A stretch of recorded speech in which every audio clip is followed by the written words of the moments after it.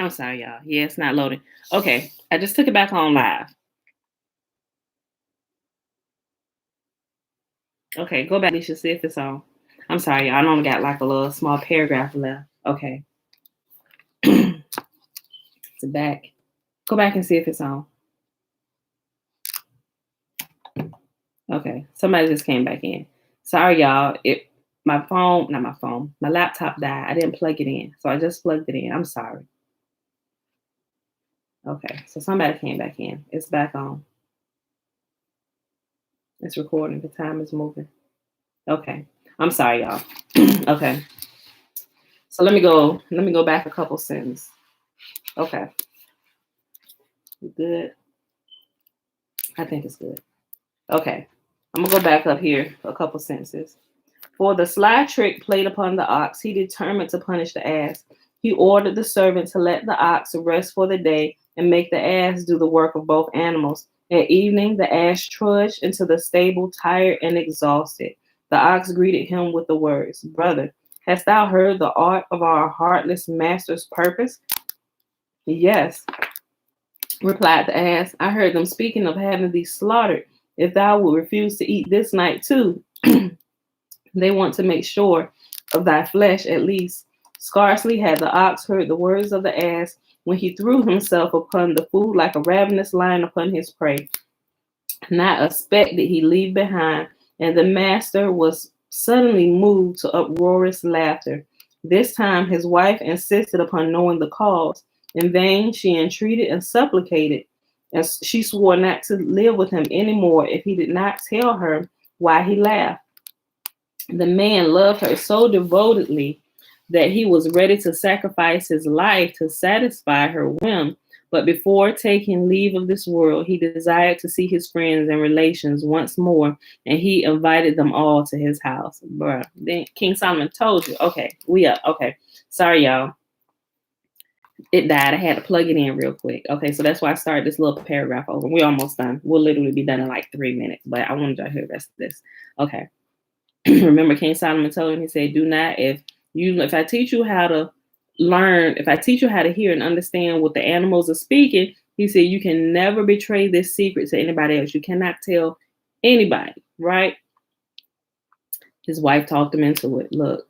Meanwhile, his dog was made aware of the master's approaching end, and such sadness took possession of the faithful beast that he touched neither food nor drink.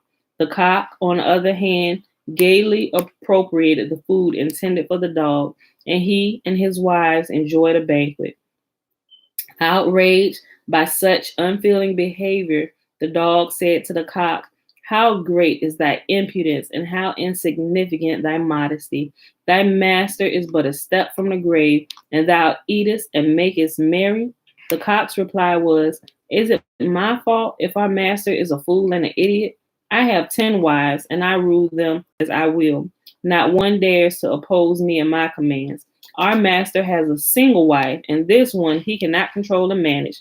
"What ought our master do?" asked the dog. "Let him take a heavy stick and a bellebore. His hold on. "What must our master do?" asked the dog. "Let him take a heavy stick and belabor his wife's back thoroughly," advised the cock. "As I warrant thee, she won't plague him any more to reveal his secrets." The cock said, "Beat him." Think about the color purple. Beat him. Look, let me go back up here. The cock's reply was, "Is it my fault if our master is a fool and an idiot? I have 10 wives, and I rule them as I will. Not one dares to oppose me and my commands. Our master has a single wife, and this one he cannot control and manage." "What ought our master do?" the dog asked. "Let him take a heavy stick and belabor his wife's back thoroughly," advised the cock. "And I warrant thee, she won't plague him any more to reveal his secret." The husband had overheard this conversation too, and the cock's advice seemed good. Oh, Lord have mercy. He about to go beat his wife. Whew. He followed it, and death was averted. Wives, y'all better quit pressing these men. First of all, I do not agree with men beating women and vice versa, because there's some women out here that beat men too, and that's even more disgusting of a thing, right? But I'm just saying, show proper respect to one another.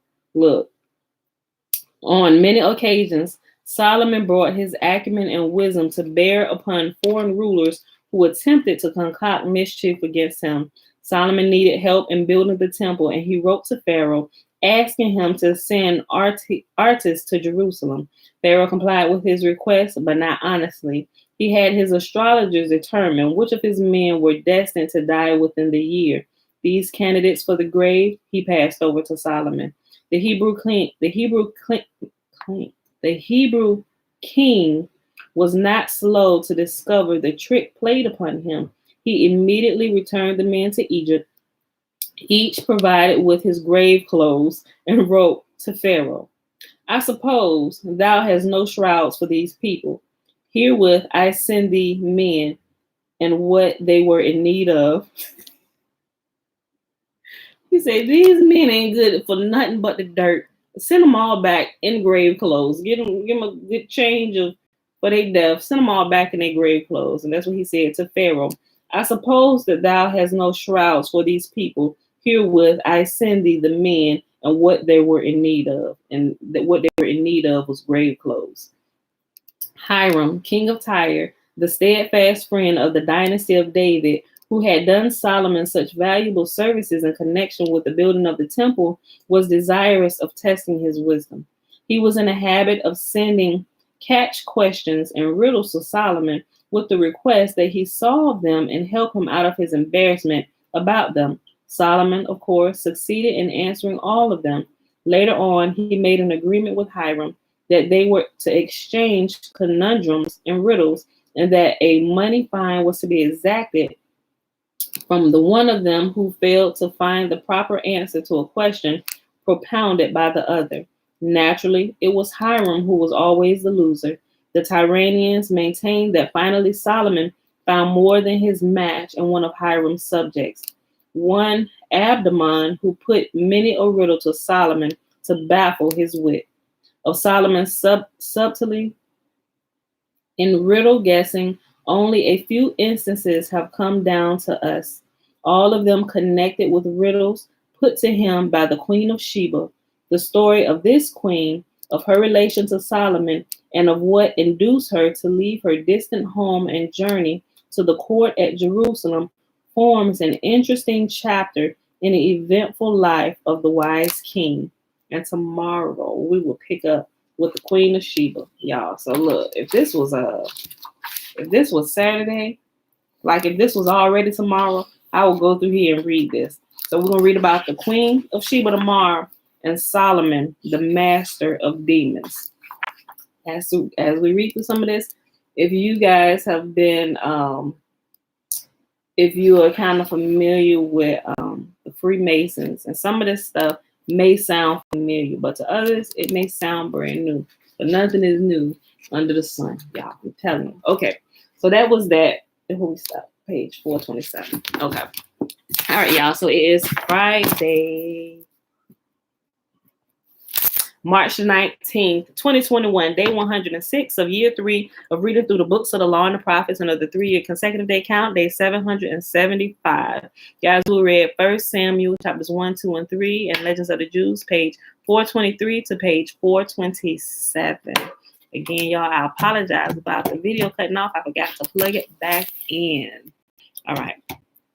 So hopefully you didn't miss anything, because I went back to, I believe, where the screen may have went dark. So, because when Bella came in here, I didn't see the screen was black.